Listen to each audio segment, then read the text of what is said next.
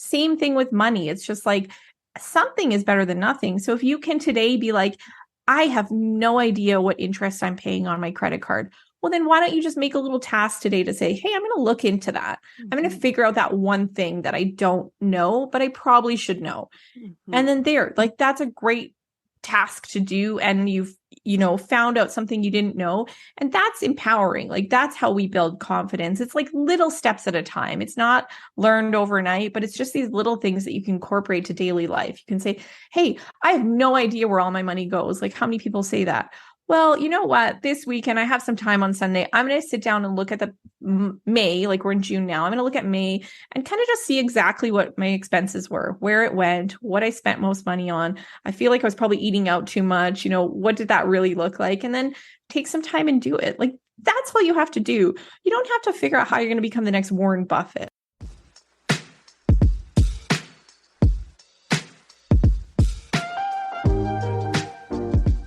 Welcome to my podcast, I Think I Can. My intention for the podcast is for individuals to begin a transformational journey towards self-awareness and self-actualization. And I do this by telling my own story, as well as all the stories from my past clients. And I do this so that you too can feel safe knowing that change is available to you, but also so you can take more responsibility for your life in 3 specific ways: in your health, your self, and your wealth. Now sit back and enjoy the show.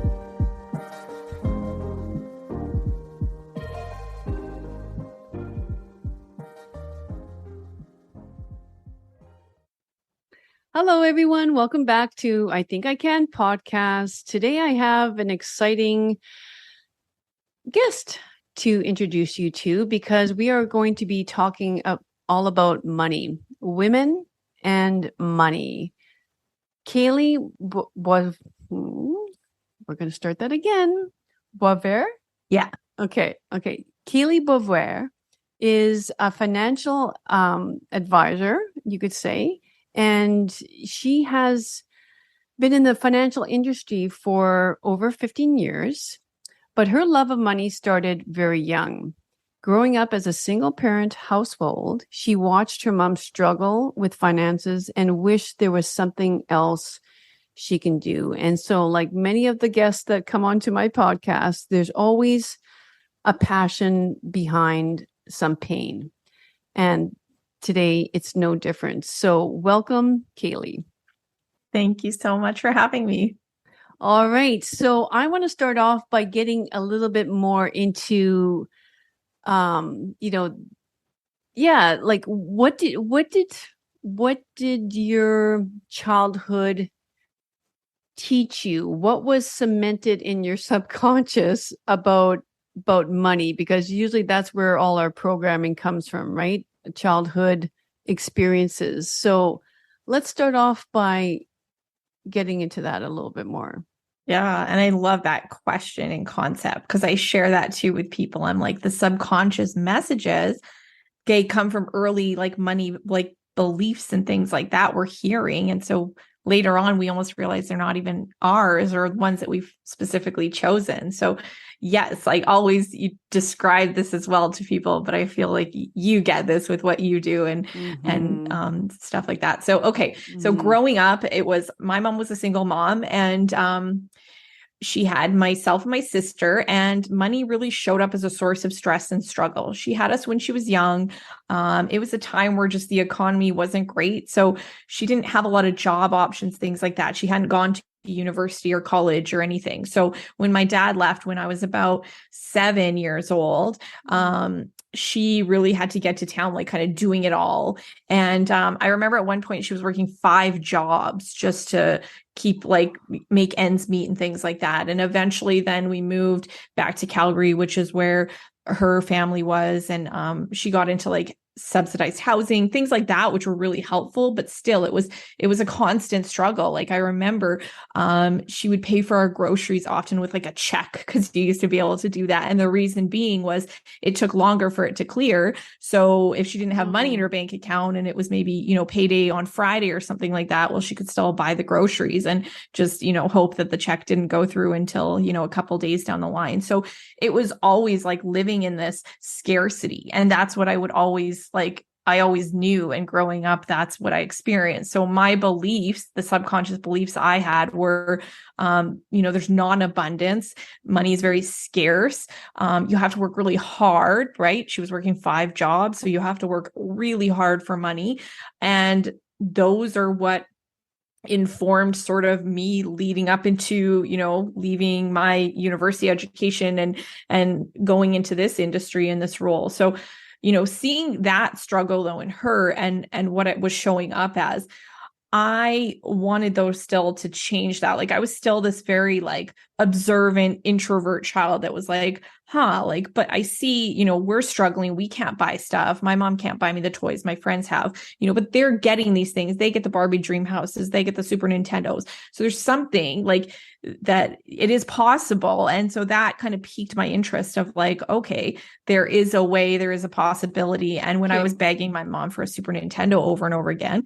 Question. Yes. I have a question. So what do you remember do you remember sort of that moment of observation? You're just super curious about that as a psychotherapist to sort of, how old were you? I was probably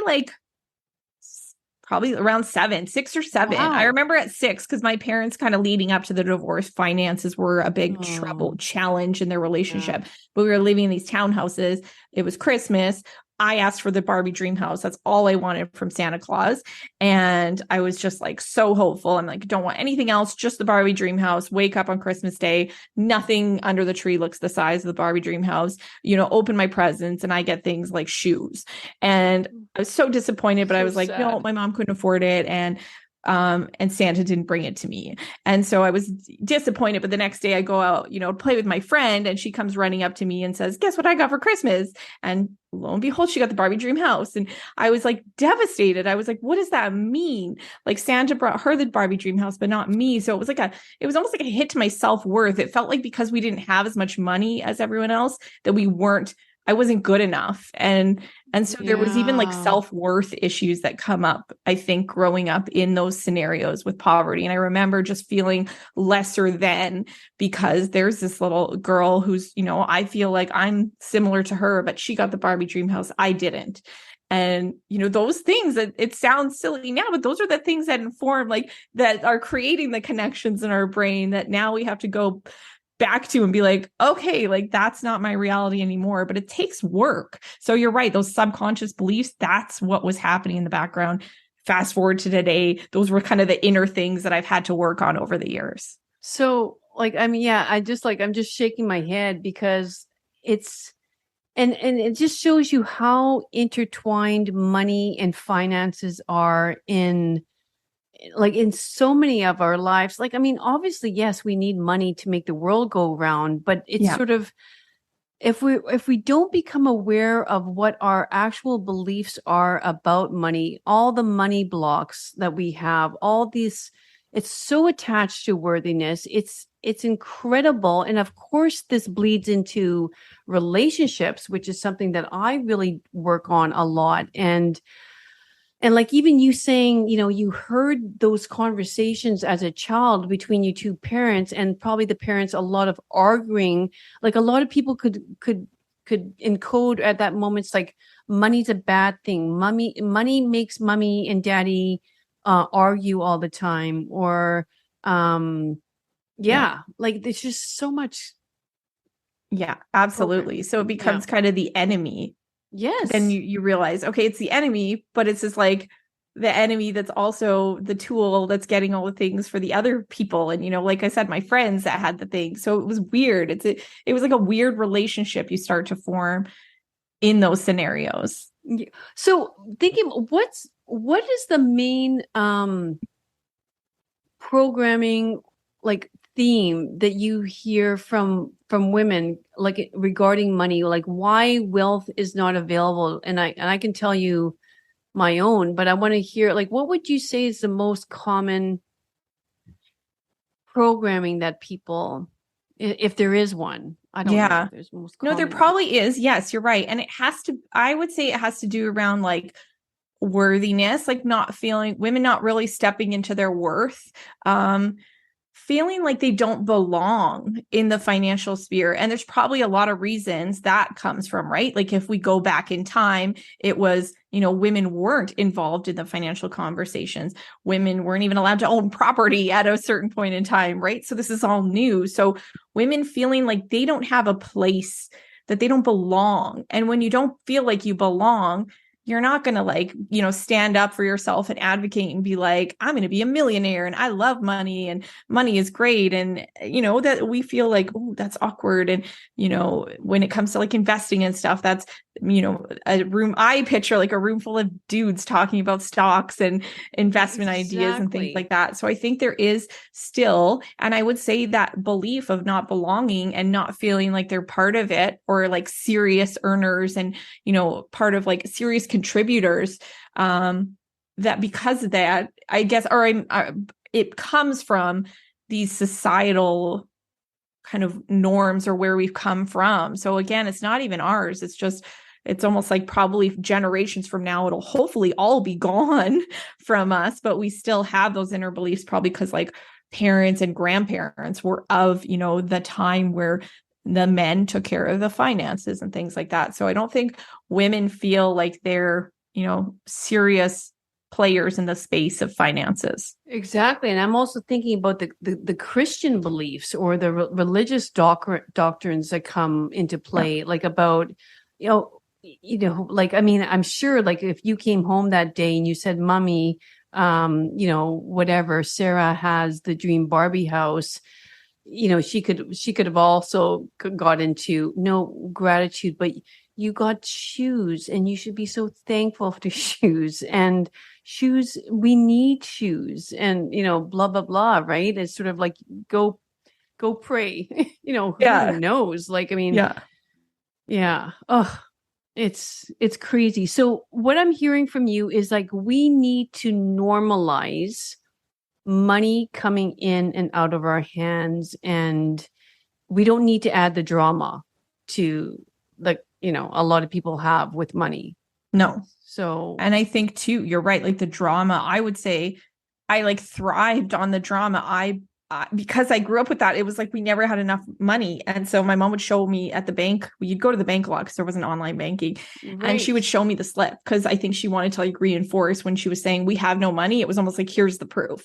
And God. So she would show me the slip and we would be like an overdraft or, or it would be really low number. And that to me, it was like, so we were always at like nothing. And then it would be like, you get your paycheck, but it goes right away and you're at nothing again. So it was almost like growing up, that was my reality for years and years, like in my 20s and stuff. Cause you're right. It was like, I wanted the drama. That was normal to me. Like I wanted to live paycheck to paycheck because that's what I grew up with. That was like the reality. I almost wanted or desired that drama and stress, and to stress about how I'm going to make it to the next paycheck. And I'm like, when you take that belief and you're like, that's silly. And like, I don't want that. Like, I want like drama free. And it's like, it can be easy. And I still have to kind of check myself when it feels like finances are so easy and, money's flowing to me and it's all working so well. There's still moments where like I go back to that.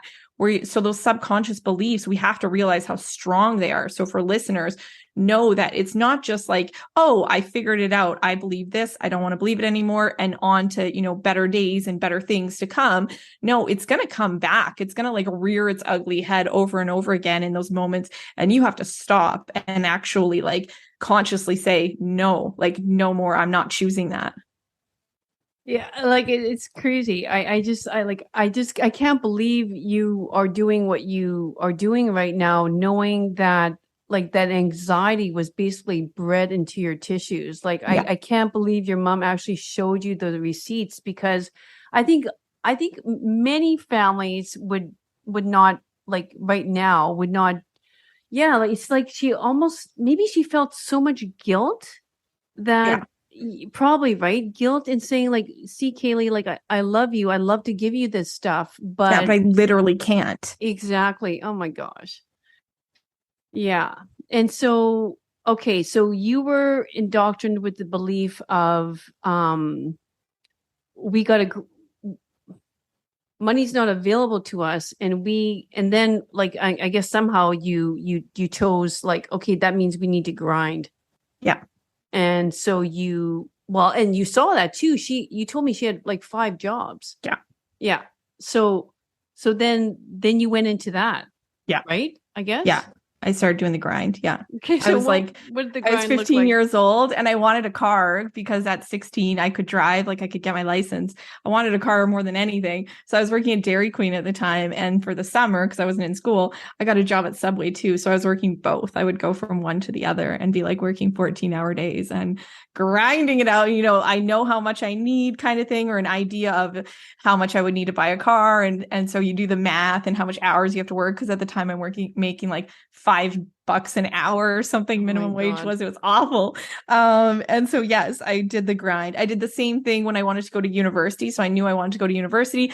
I knew my mom couldn't pay for it. So I worked 2 jobs. So I was working at Pizza Hut and IKEA and like going between the two. Smokes.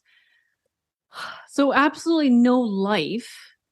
Like, yes. really, like, do you remember like enjoying teenage? Like, did you have any sort of sense of freedom as a teenager? Were you doing what all the other cool kids did? Well, in a way, yeah. Like I feel like I got the car, right? So I had a car before a lot of my friends that, had parents that had money, that had planned even that they were going to get a car and stuff when they were 16. I was still like fast tracked my way ahead of all those. So I was like the cool friend because I drove everyone around. Like I remember filling that car up. Way too many people were in that car. Not good. God. Not recommended. But it was just like everyone would pile in after school and they'd all want like rides home, or we'd go like to a drive-through and get, McDonald's and stuff, whatever teenagers do, spend all their money on food. So I did still have a lot of fun. Like, but I was probably a much harder worker than most of my friends. Like most of my friends would, keep a job for a few weeks and then just like be like, nah, I don't want to do that. I'd rather go out and hang out with my friends. And I was like, no, you have to show up for all your shifts. You can't call in sick again, because my mom like probably never missed a day of work in her life. And so again, that was instilled in me too. So, but I still did have fun. Like I look back on those days, and I was with my daughter at Dairy Queen the other day, and I was telling her like stories about when I worked there. It was so much fun. So it's still fun because I got to work with all my friends. But yeah, it's interesting, yes, how that goes on to inform our relationship with money, how we have to consciously look at that and then choose to change things. And that's, I think, what a lot of us have to do, and not realizing we have to do, right? Like, I think the foundation of, if you want to change your relationship with money, it starts by going back to some of that stuff and kind of digging in and saying like, oh, what do I need to work on here?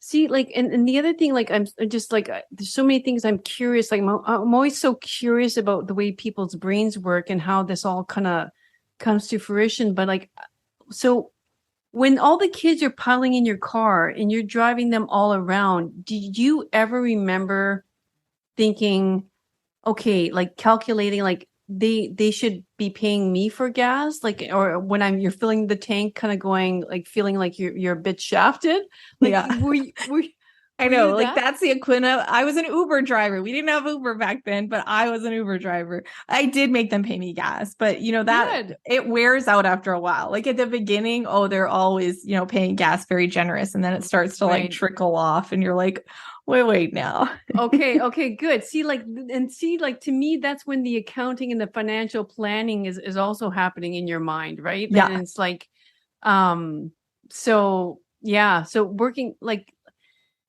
oh my God, like it's a gift and a curse at the same time. Like, I think what happened to you, like, obviously, because this is where your career kind of came from. But like, I have to tell you a quick little story that, so first of all, I found Kalee by myself listening to another podcast, Elle Russ, and maybe I'll even tag her in this later, but excellent episode with you. And I was listening to it, And I was like, oh my God, this is a topic I need to talk about. I love it. So, and then like, because I have an 18-year-old right now who has a car, because we gave him a car, and as we did with all of our 3 children, and we just have certain expectations about having that car. And that means working, part-time during school, full-time in the summer. But he hadn't yet found his summer job. And as we record this is mid-June. And so I took that podcast episode where you talked about you grinding it as a teenager, and I just put it down on the counter and I said, listen to this.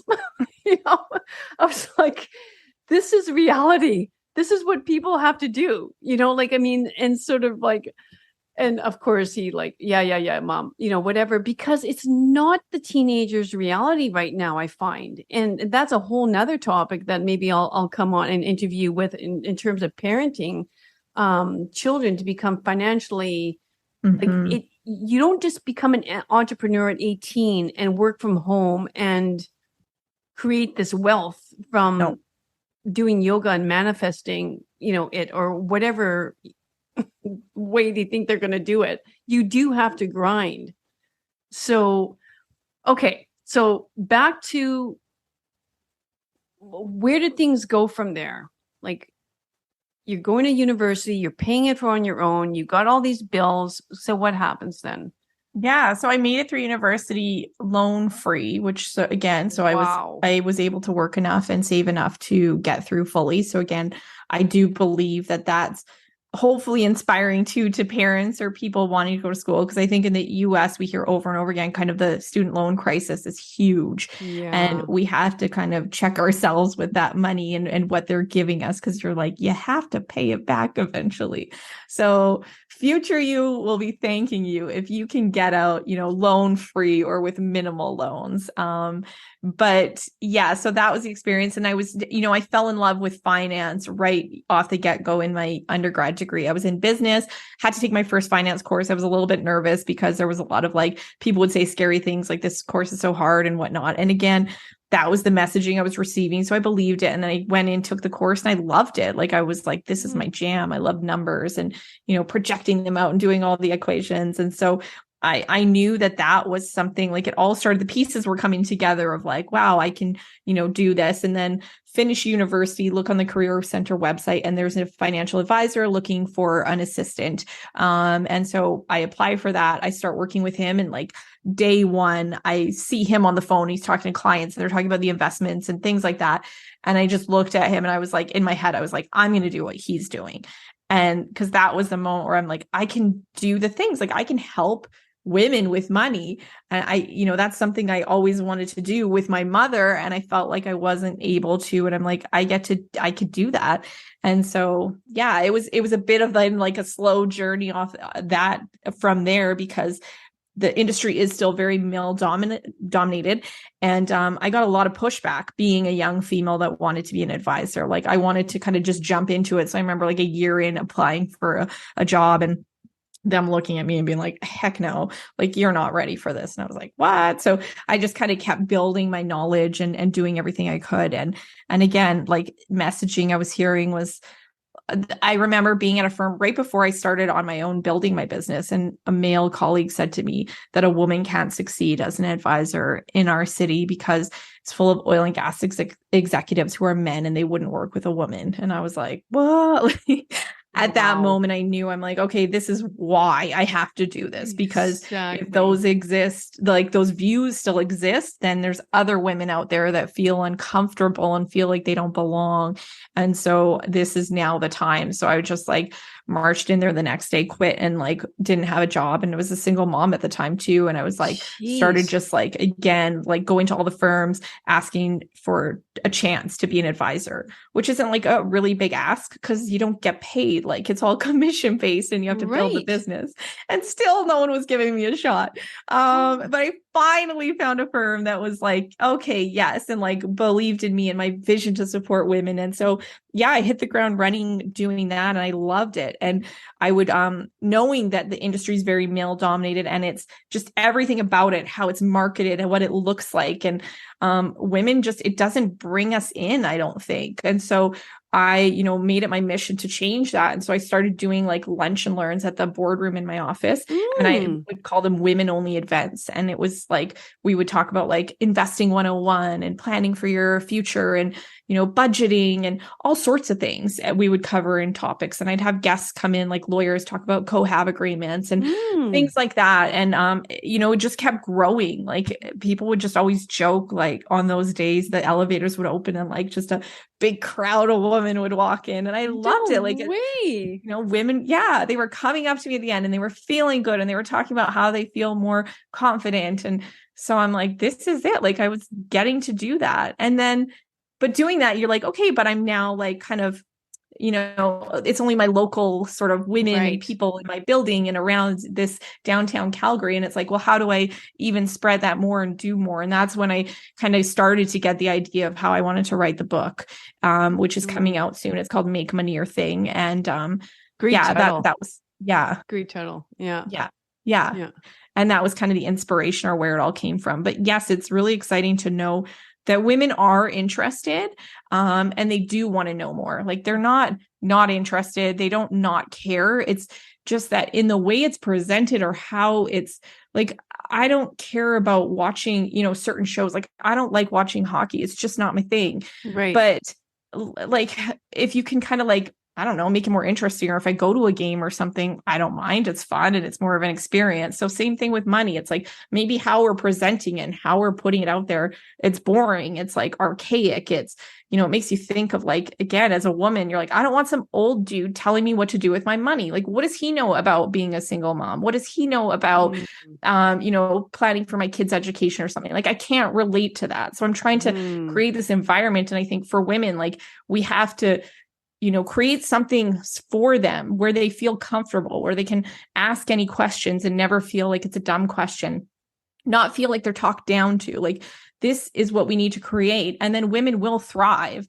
That will happen. Like women will get involved. They'll want to make money their thing, but it's the industry has to change. It's the whole kind of backing has to make it a little bit more exciting and have like a little bit more of like a feminine element to it. No, 100%. Everything you said, like, and it's like, it actually still does shock me a little bit that like I know Calgary is an oil and gas city and probably very male, whatever, dominated in terms of like business. But yeah, no, I'm still kind of shocked, which just shows you there's still a lot of work to be done in that area. But so it's like, I agree with you in terms of what you just said, but like personally for me, like I feel I don't know. And I've said this other places but when those conversations are happening, like, maxing out your or opening up that account or leveraging your money in that, like it's all of a sudden it is like hockey to me. It's like it's golf. It's like oh my God, like I zone out, and it's almost, I feel like it's almost like a protection sort of, like, because I don't like not knowing things, and if I'm not following the conversation really well, I tend to like escape and go somewhere else. And I'm sure a lot of other women feel this way too, and therefore distract themselves from it, like just hand it over to their partner, which could be devastating, in terms of relationships. And so do you feel a lot of women like the same way? It's like, wait, Kalee, like, slow down, Kalee, like this is not making sense to me. Do you find that? Yeah. Okay. Yeah, absolutely. And there's time for that. And I say, like, it's like drinking through the fire hose, right? Because we didn't learn all this in our school. So don't be hard on yourself. Just be patient. And when something doesn't make sense, just say like, what do you mean by that? Or ask the question. It's not dumb questions, because as financial people, we're in the business. So we are kind of to blame too, because we talk in like jargon. We'll be like RSP, TFSA, ETF, mutual fund, like, and you're just like, what does it all mean? Like, if you're not in it, it's not your day to day. We shouldn't be using jargon, and we do. So it's asking us to, calm down, slow down, break it down, just to help better understand and know it to a level that you're comfortable with, but you don't have to know the details. Like with my car, I want to maintain my car. I want it to, run smoothly, things like that. I take it to the mechanic. There might be an issue, and they kind of like explain it to me quickly. I don't go back in the shop with them and say, can you please like show me exactly what you're going to do and why and what parts you're going to use and how that affects the rest of the car and things like that. It's like, who cares? Like at the end of the day, I don't care about that. I just want my car to run and run well and run for a long time. And so you can quickly say like, it needs this done. And this is why, because if you don't, this could happen and da-da-da. And you're like, okay. And then I can make a, confident, conscious decision of like, yes, do that, or I'll put it off a little bit longer. So that's all we have to do when it comes to money and finances, is like, give women enough. And like you're saying in these conversations, enough for you to feel like, okay, I get it. I kind of know why I'm doing this and how it's going to benefit me. I don't know the intricacies. I don't understand like, this stock and how they came up with earnings, and the PE numbers are lower or higher than this stock, and why we buy this over that. You're like, who cares? Like, I geek out on that stuff and I find it interesting, but I'm well aware that everyone else is just like, don't care. Like, I think we have to accept that there is the element of like, doesn't matter. That's irrelevant. How does this affect me? And so, we're busy. We have busy lives. We have a lot on the go. So, but if you as a woman can know, it's kind of like, know the things you need to know, be aware of. Like I was talking to a woman who was making a big move from the US to Canada. And so there's lots of little like intricacies and things like that. And I could like, again, it's like all the jargon of like the US has the IRAs, the Roth IRAs. And then it's like, well, we have the RSPs. So now I'm giving her like a crash course in both. And that's probably overwhelming. But we were mostly just talking about, hey, let's take this slow, one step at a time. Let me start sharing with you the things that you might not know and the dates and things like that you want to be aware of to make this a smooth transition. And so that's what we talked about. Like, and, their new beginning in a new city and what that's going to look like. And that's more fun and interesting and something you can engage in. But still like being serious and understanding like what she needs to do and whatnot. But like, she doesn't need to know like tax law of US versus Canada and how they intertwine and da da da da. It's like, she's like, yeah. But okay. But at the same time though, you're saying, women need to, women need to take care of their finances. So we can't just call Kalee up when we're making these decisions all the time. Just like, it's like your analogy of a car mechanic.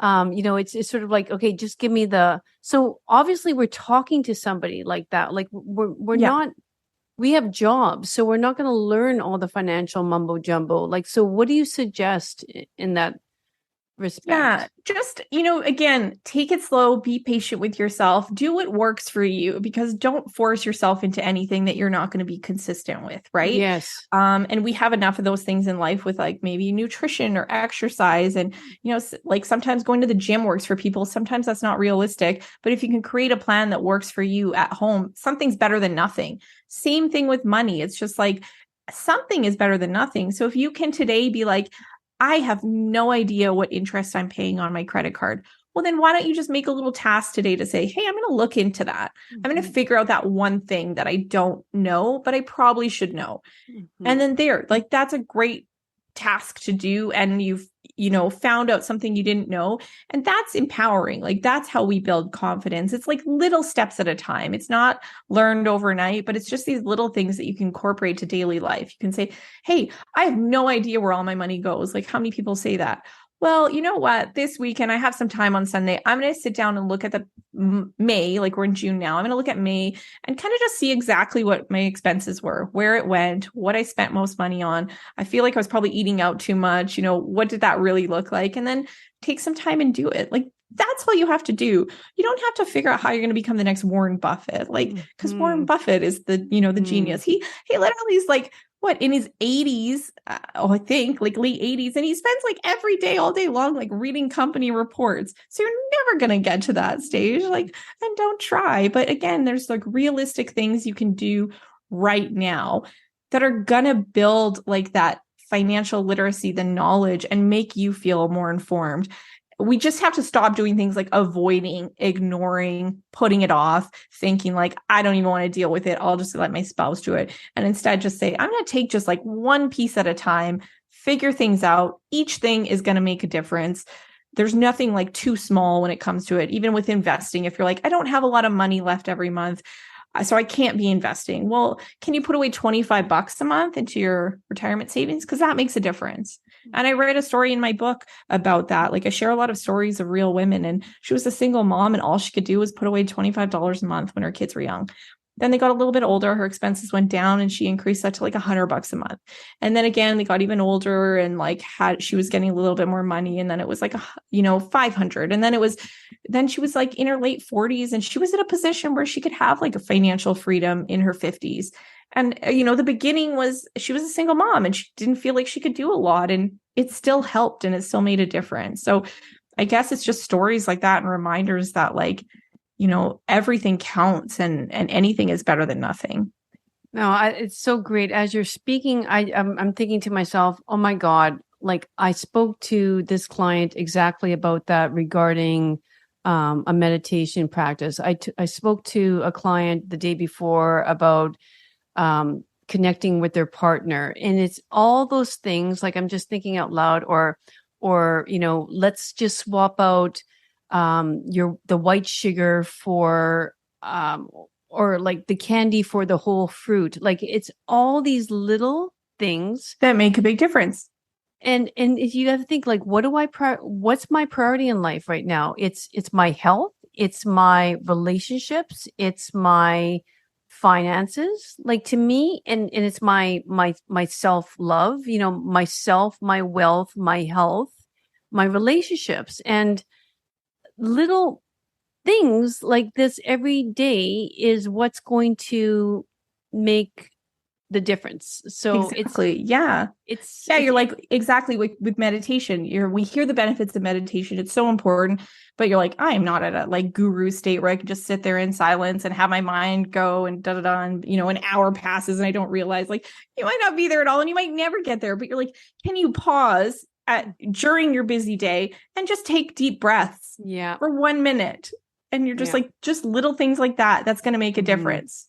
Well, I know, to be honest with you, like hearing your podcast, and I also interviewed another lady the other day who's in wealth management as an advisor as well. And so it's like just the little things that you have both said right now, it's allowing me, like it made me reach out to my admin assistant and say, I want to know where all my money is going, like, okay, because like I rely on her for a lot of the bookkeeping. Like I know I should be doing this myself, but so maybe I will take that over. But like I want to know where all the money leakages are in my, like everything from my Google Drive space to my cell phone to whatever platform I'm using for my booking of my clients. Like I want to know the details, and I'm also going to look at my account, my credit card statements much more often now too, like because I was 100% the person of I'm going to stick my head in the sand and pretend that I don't need to look at this. And like honestly, it's so stupid. It's sort of like the more I look away, the less of a problem it's going to be, where it's exactly the opposite. Yeah. Like we think avoiding it or not having to deal with it, it'll just fix itself. Unfortunately, it doesn't. No. And it's so powerful having that awareness, because then you can look at that and be like, oh, I spend this much money a month here. Hey, I don't really need that. Like for me, I was like looking at it, I'm like, I spend that much money on takeout. Like, okay, I can spend more on like, going to the grocery store, like, or make sure I'm doing that more, meal planning, things like that, because the things I like spending money on are like adventure and going on trips with my kids. And like me and Ivy went to Disneyland a few weeks ago and it was so much fun. And, I don't care when I see those expenses. I'm like, that's money well spent. Like I had a great time. We had a great experience. That's where I want my resources going. That brings me joy. I don't want it going to skip the dishes as much, right? Sometimes it's convenient and easy. So it's like you get to be more conscious and choosing where your money goes when you take that extra step, like you're saying, for that money awareness piece. And that's really powerful. Like it puts us back in the driver's seat of saying, hey, I get to decide. And that's how money is in building wealth. It's like a whole bunch of decisions. You're going to get money decisions every day, like come at you. Buy this or don't buy this, buy, this option or that option every day. And you have to kind of decipher between what to do. Like that's a lot of decisions. So if you can kind of get more clarity on like what matters to me, what are my values, those decisions will be a lot easier and a lot less stressful. And you probably won't resort to head in the sand approach if you can do that. Yeah, like aligned spending, right? It's like this is a like this experience, this travel is it's a value that I have in my life that I really, and therefore buying this ticket right now makes a lot of sense. Like I know as you're speaking right now, I'm just thinking out loud and whether that, like if you're somebody that really enjoys your coffee in the morning and it's part of your meditation, like your time alone, then hell yes, buy that espresso maker or whatever it is, like, Yeah. Do the things and make sure though it's coming from a place of like you and uniquely you. Because if you're thinking, oh, I should probably get like a really expensive designer bag because everyone has them and and you get pulled that way, you find you're going to buy it. Then you're going to feel guilty. And then you're going to feel like crap probably every time you use it. It's going to be this like icky feeling. So I call it in my book, like embrace your money uniqueness. It's going to be different for everyone. Some people want to rent a home. Some people want to buy a home. Some people like buying new cars. Some people prefer used cars. So don't get like, outside forces dictating those money decisions. Make sure it's coming from a place internally, like, this is what I really like. Like, I don't believe in, like, I don't like expensive purses.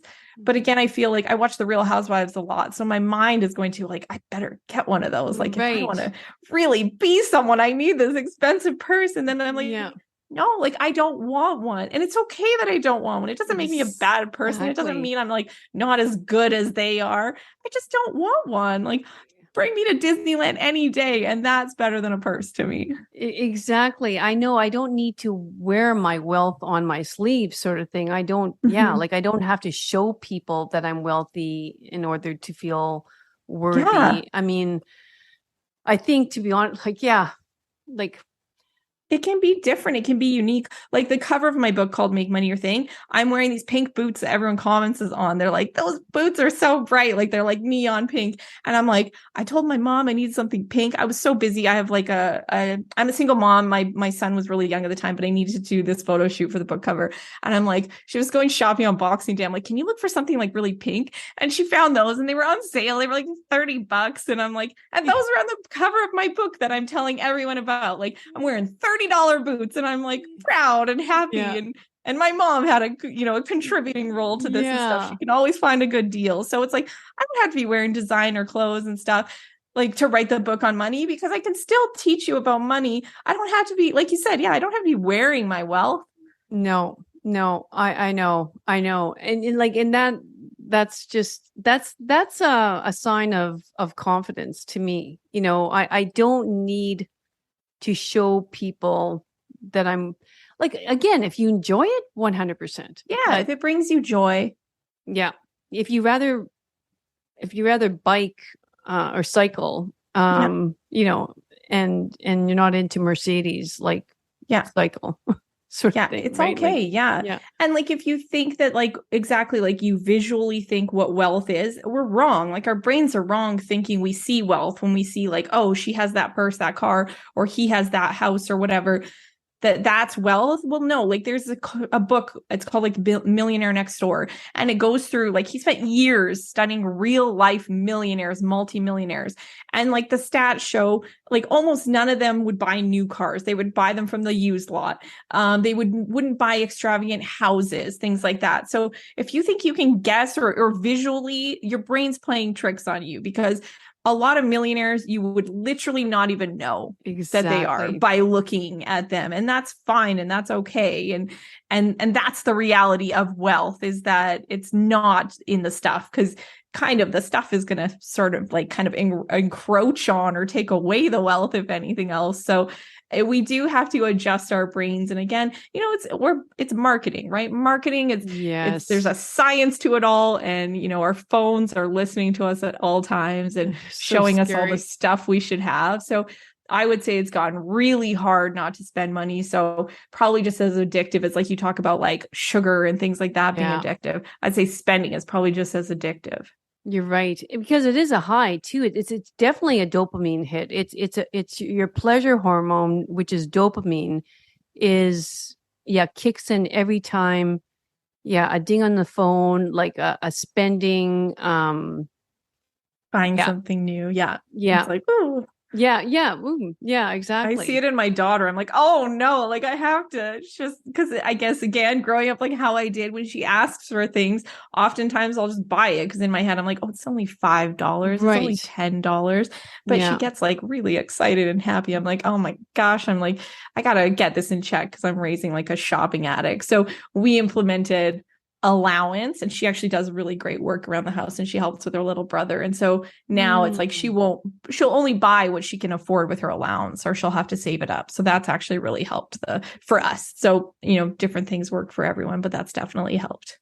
So, Lynn, I'm always interested in that too. And maybe in the future, I'll get you back on for sort of a parenting, money, you know, like, especially as your kids get older and are teenagers, and that's the thing, right? We all want what everybody else has. And we concave, like your mom, for example, must concave to her grandkids, you know, at times too, right? Because that's the other thing, because I couldn't give Kalee this. I want to give it to my grandchildren now. Oh, yes. Yeah. I know. I look, I'm like, I didn't get all this stuff growing up. Like, I'm a little surprised here. But I mean, the good story is my mom, who, again, money was a struggle. She was still really diligent, and she could like stretch a dollar by all means. And now she's in a place where her house is fully paid off. She has a whole pension in place. She's retired. She helps watch my son, you know, bless her for that. But she's in a great place now. And that shows too that beginning doesn't dictate your future, that you can still do the things and get to the place.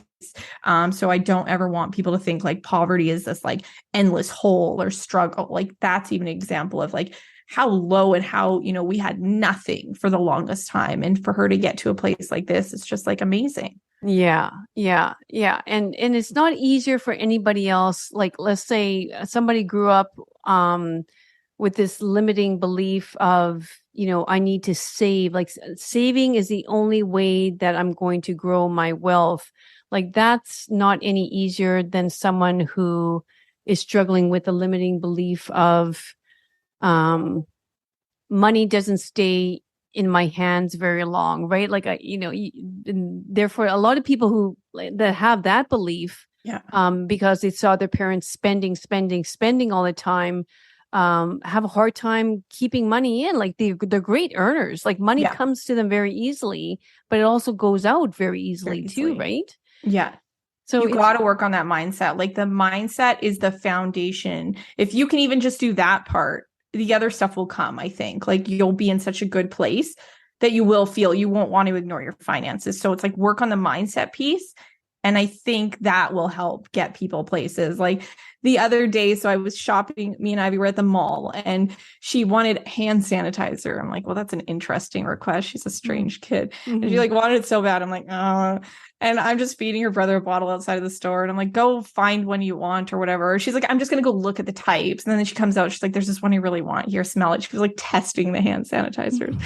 And then I'm like, well, how much is it? She's like, it's $250. I'm like, okay, fine. I'm like, I feel like it's not like I'm buying her a toy or something. I'm like, she's asking for hand sanitizer. Yeah. Like, I should be proud. So I like, okay, fine. I give her the money. She buys her hand sanitizer. And they like put it in a bag. It's like a mini one. They have it in the bag and everything. She comes out and she's like, I got this coupon, Mom. And I'm like, wow. And she gets a 20% off. Look, I could buy candles. I could buy soap. Like, she was so impressed with this coupon. She just kept talking about it. And I was like, okay, Ivy. I'm like, it's just a coupon. And she's like, I could give it to Mimi. That's her aunt. She's like, she goes there a lot. She might use it. If I had 2 of these, I'd have like 40%. I'm like, no, that's not how coupon. But she just kept going on. She was so excited. I've never seen anyone so excited for a coupon. Wow. We walk outside of the mall and she just reaches down and picks up $5 that she finds on the ground outside. And I'm like, that is like mindset, Ivy. I'm like, you were so grateful and like happy about this coupon that the universe just delivered you more and was like, this is where it gets you. So that's the story of the mindset of like just little Ivy, who like always thinks my stuff is woo-woo when I talk about like manifesting and stuff. But that's like a real action in life. And I'm like, that has to show us that there's something to this. There's something to changing those internal beliefs, that maybe you're not going to find the $5 on the ground, but something's going to change. Like, I guarantee you some positive result is going to come from getting that mindset in check and like getting, that more of a positive something in place where you can start looking at those beliefs and changing them. 100%. No, I think that's like a great place to, end this too is, and I 100% agree with you. Like sometimes, people come to me thinking it's all like psychology, I don't know, whatever, but like it's as much science as it is spirituality. Like it's there's neurotransmitters called dopamine, there's neurotransmitters called serotonin. They do play a big role in your state, your mind, your health. There's a parasympathetic system, there's a sympathetic nervous system regulating yourself. But so there is a science to all of it, but there's something else out there too. Yes, something much bigger than all of us, and it's time to tap into that and do the work. Like, do the rituals that you need to start doing in your life to, like, call it manifestation, call it whatever the heck you want to call it, but it's just even a positive mindset. Call it feeling like, good about money, feeling good about your finances. I get to be, secure with my money. I get to be knowledgeable with my money. I'm willing to see money as my friend rather than my enemy. Debt, absolutely. Debt is temporary. Debt is not going to kill me. Debt is, it's just all these words and beliefs that we have about these financial terms. Like, I know myself too, when you started saying like, RSP, like I still don't even know, like TSFA, FSPA. It's just sort of like there's some letters. There's a bunch of letters in a row. I can't remember what it is, but So I mean, I'm not going to let that stop me. I'm not going to let that say like, okay, no, not looking at that, not doing that. No, this is a hard no. And one thing I will say too, and I hope my girlfriend does, she's from Calgary, my best friend, and she does listen to my episodes. And like one thing that she did say to me at one point, and, maybe I want to know your view on this, but you kind of mentioned this too, like in terms of the mechanic, but she said kind of along the lines, but Luella, if it's not our thing, we shouldn't force it. Like, people do these jobs very well, but there's a certain, I think what you're saying there, yes, but you can't just hand it over to like a wealth advisor and close your eyes. You can't just hand it over to your partner and close your eyes. So what is an in-between thing to do then? Like to be... You're right. Well, you can make money your thing. Like that's my book. It's called Make Money Your Thing. And it doesn't mean, again, you're not going to become the genius, but you can be like, hey, I didn't know what interest I was paying on my house last week. Now I do.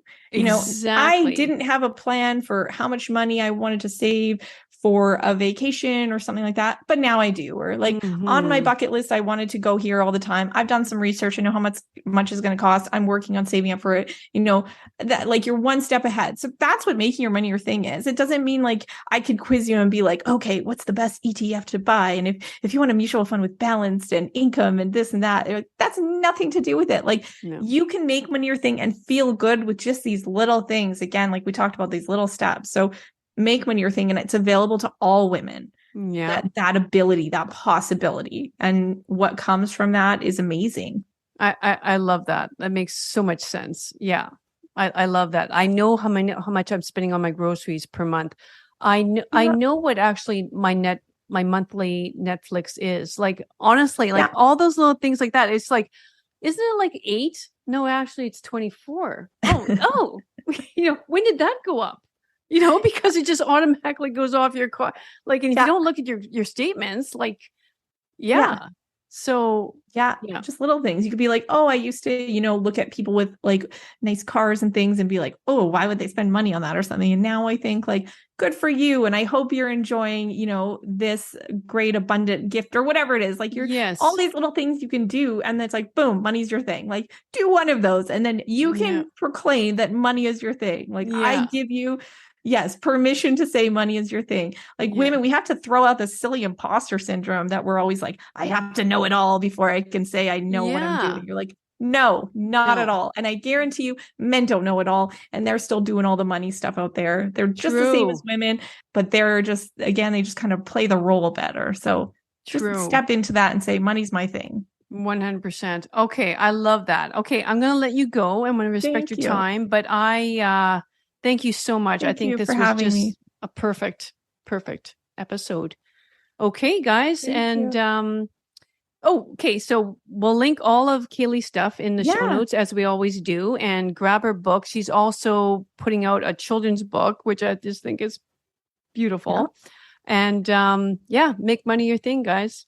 And for everyone else, we'll see you next week. Thanks once again for joining me on another great episode of I Think I Can podcast. If you liked it, please subscribe below so you don't miss out on any future episodes. And until next week, treat each day like it was your last, because each new day is a privilege that we shan't take for granted. Cheers and have a great week. Bye-bye.